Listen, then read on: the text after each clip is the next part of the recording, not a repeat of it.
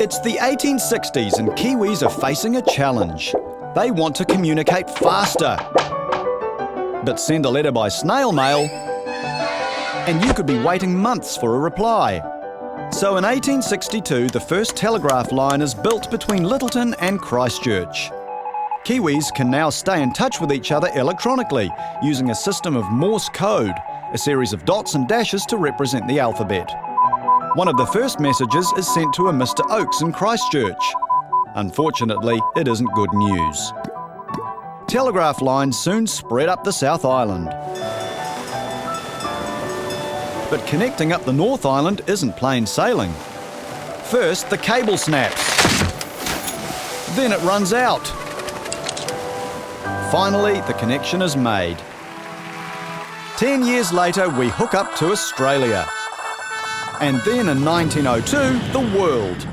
But Morse code becomes history when Alexander Graham Bell launches the telephone with the words, "Mr. Watson, come here. I want to see you." Dunedin electrician and all-round smarty pants Charles A. Henry decides to make his own telephone from instructions out of a magazine. The local newspaper describes the historic phone call as simply marvellous. And soon the first telephone exchanges open, putting Kiwis directly in touch with each other across the country. By 1918, World War I is coming to an end. But not before soldiers discover the power of sending urgent voice messages around the battlefields via radio waves. Candles making their way over the hill at 1800 hours.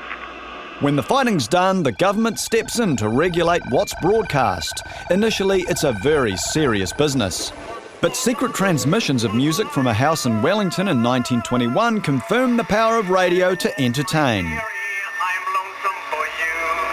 By 1930, the first rugby test between the All Blacks and British Lions is broadcast live on public radio from Carisbrook in Dunedin. Britain 3, New Zealand 0. The All Blacks lose 6-3, but the broadcast age has arrived.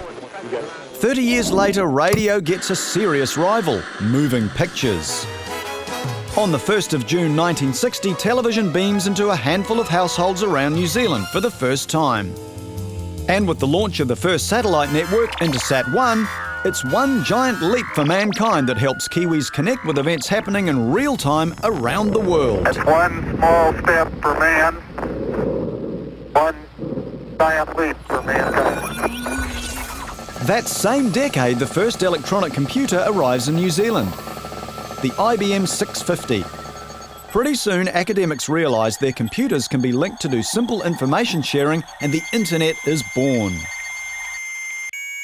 But in 1991, something incredible happens. English computer scientist Tim Berners-Lee brings together a system that allows connected users to share all sorts of information via their computers. The World Wide Web is born, creating a single global information space. And with the smarts of smartphone technology in 2005, we can now interact online from the office, our bedroom, and even up a mountain.